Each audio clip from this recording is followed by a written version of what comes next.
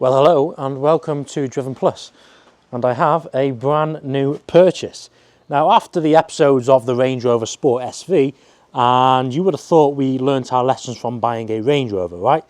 No, you'll be glad to know we're sticking with Range Rover content, and this is my own L322 Range Rover Vogue SE TDV8, which is a 3.6. Apparently, it's the best engine to get into these. That's what I researched. My God, do I regret that. I'll just go straight into it. Yeah, the engine failed. I bought it 10 days after I bought it, did about probably 150 mile, going back from work, little bit of throttle going up a hill, nothing too dramatic. Next minute it felt like it just stalled. I couldn't start it.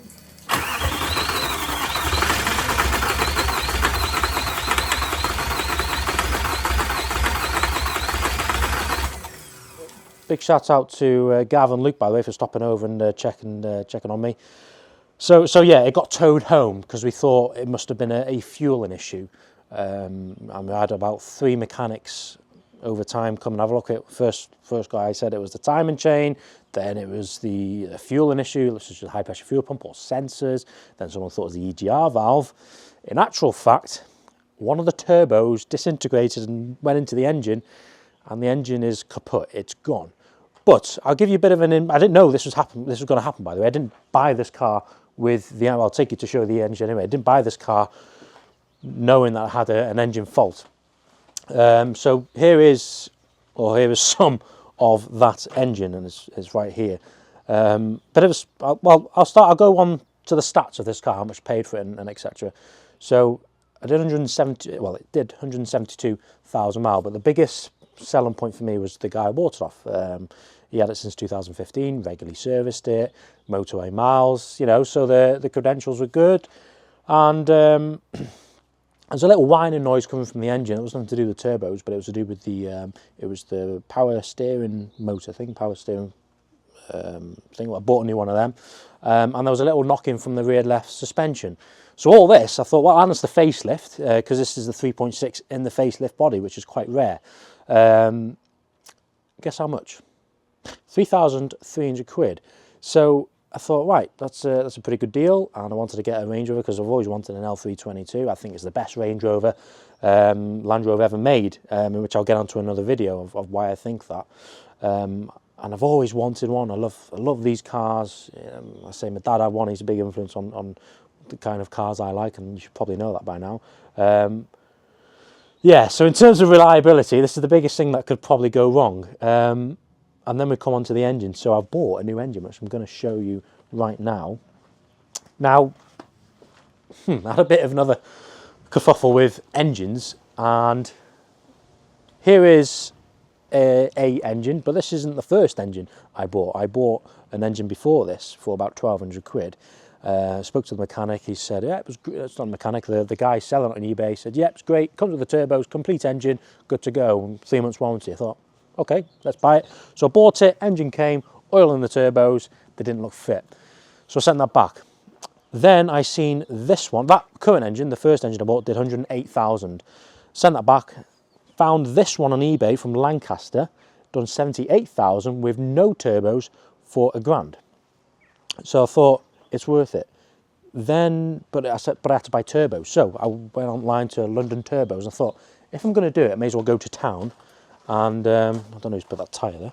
So if I'm going to do it, I may as well buy reconditioned turbos. So hopefully this problem won't happen again. You'd like to think so. So I've got some reconditioned turbos in here somewhere.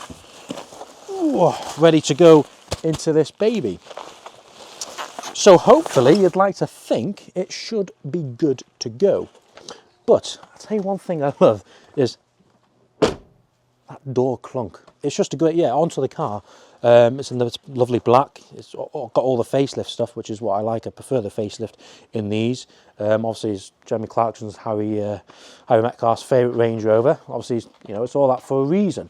And it's just a great place, isn't it? I mean, it's a bit, excuse the mess, because it is, you know, it is due a engine swap next week. Actually, I'll keep you updated on that. But I love all the cream and white. It's a bit like a white interior. You got all the screens. This is a 2009, but it's just great. I mean, my short experience with this. I actually did drive it, and it's just a great car. It holds itself so well on the road.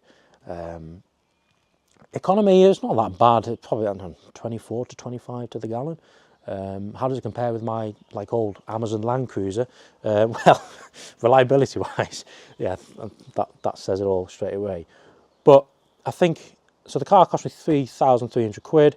The engine cost me £1,000. Turbos were 600 quid, but the guy bought it off as kindly donate. Well, he's going to pay for them, which is very good. So thank you, Eric. And yeah, the labour. Don't know how much is that going to cost me yet, but I'm getting my good friend Polish Mario to fit it. So it should be good to go. Should be sweet bite. Air suspension comes with the side steps. I'm going to take them off because under here is quite a common area for rust to start. I'm talking about rust.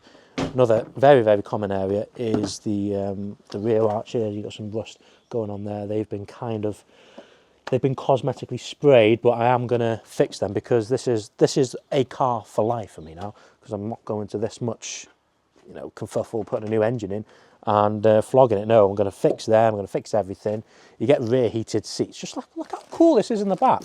Like, look at the leather. It's so cool. Yeah, come have a look. Like all this headlight, 3,300 quid for this, and have deep pockets because you might need to put a new engine in. You probably most likely will do, but some of the content coming up on this, I'm going to do off-road videos because it's got all-terrain, needs new ones on the front. Talk about the alloy wheels, they look great, don't they? So yeah, I'm going to do a lot of content on this, a lot of reviews, what it's like to live with, off-road videos, because I love doing off-road videos, and I've missed having the Land Cruisers to do so. So there's a lot of that coming. That'll be interesting. It's not just going to be me, it's going to be a few mates of us going out.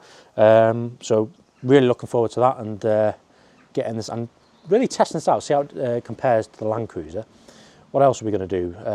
Yeah, some like modifications of what I'm going to change to this. Not too much, just nice sort of changes, just LED lights and some kind of gadget stuff. And that's really it. Let me know what you think of my purchase. It's my biggest financial mistake I've ever made. That's facts.